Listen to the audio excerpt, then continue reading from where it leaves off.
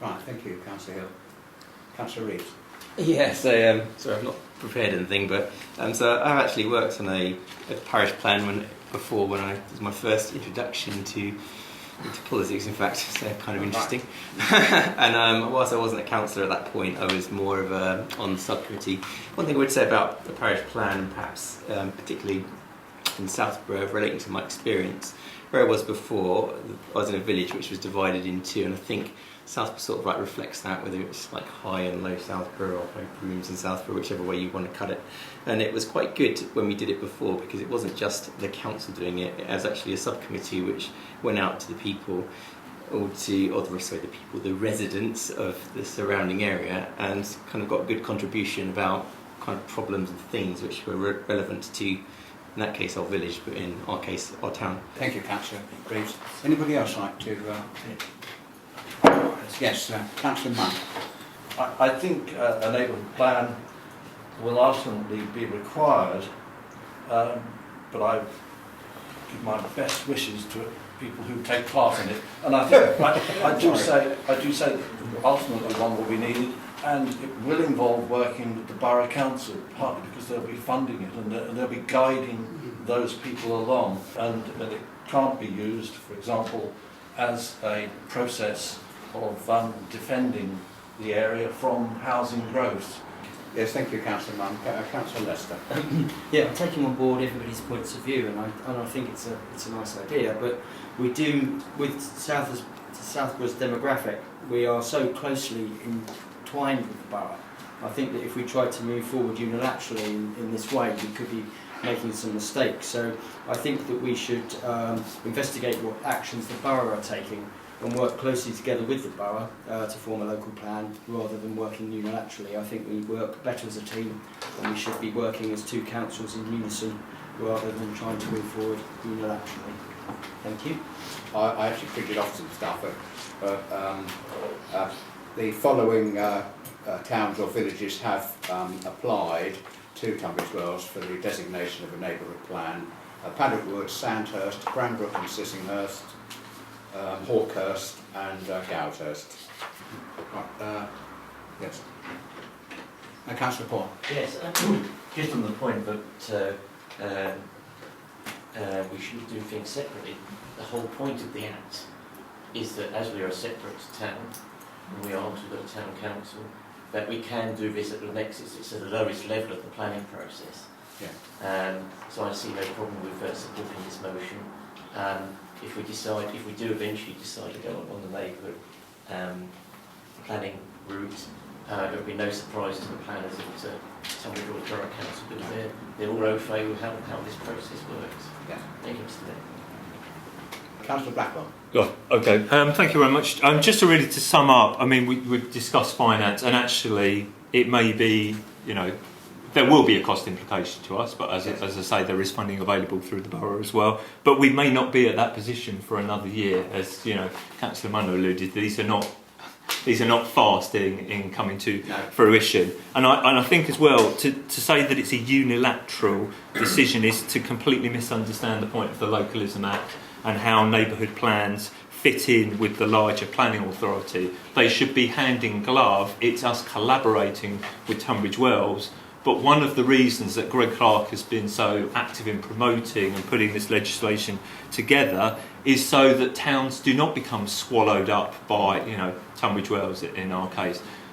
We've been talking tonight about how Southborough and Highbrooms have a very distinct identity, and there are things that we value and things that attract us to living in our town in the first place. I do not want Southborough to become just a suburb or a dormitory of Tunbridge Wells. I want it to retain some of the qualities that make it separate and distinctive.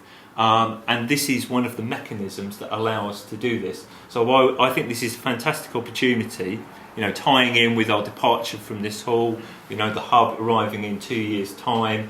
I think this is the next part of the process. And I think as well, if you look at our colleagues in the other parishes around the borough, these aren't radical, authorities that are looking to challenge Tunbridge Wells. They are working with their colleagues at the borough, and I would suggest that we need to do the same. Thank you, Councillor Blackwell. Anybody else like to speak on this? We have a motion which has been proposed and duly seconded. Anybody else like to got anything to say on it? Could I request a recorded vote, Mr Mayor? Yes, we have that. Yes. Clark has the papers already. Right. In anticipation. Right. Can we we'll put it to the vote then. I'll just read the motion again. This council agrees to take the first steps towards investigating the viability of a neighbourhood plan for Southborough High Brooms and to establish a development and strategy subcommittee for this purpose. So all those in favour of the motion, would you please raise your hand?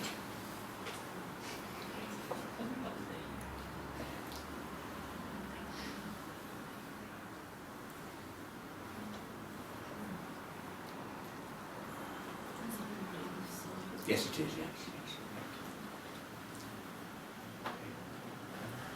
1, 2, 3, 4, 5, 6. 6, yeah. Yeah, thank you. Right, and those against?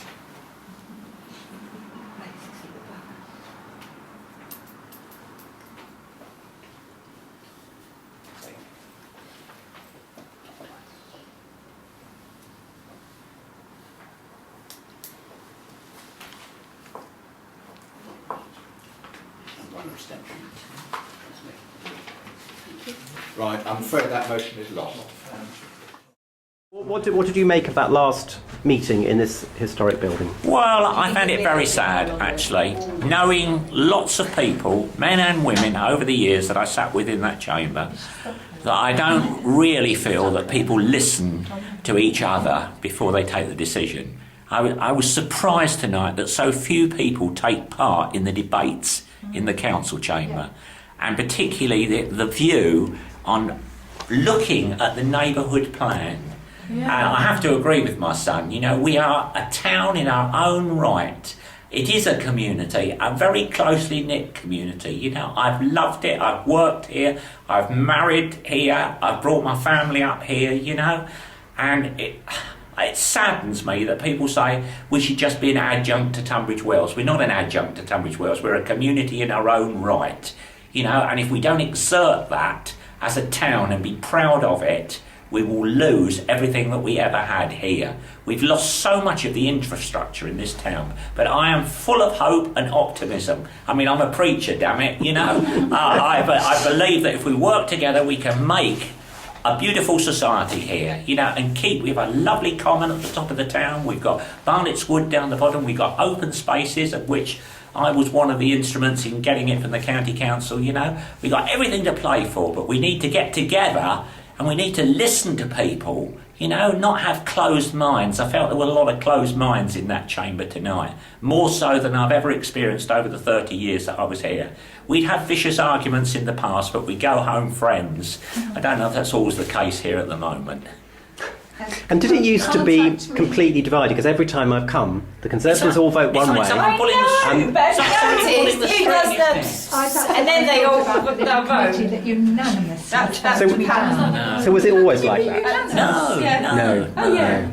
There was some independence, you know, that's a bit of cross-party voting, you know. Yeah. It's not a party political matter, is it? It's a Southborough matter. No. I mean, and people have different views of that. But planning, you know, that's not political, is it? Everybody wants a high street that's vibrant, that's got different shops, that's got a bank, you know, that's got a building society. Do you think there will be a new theatre?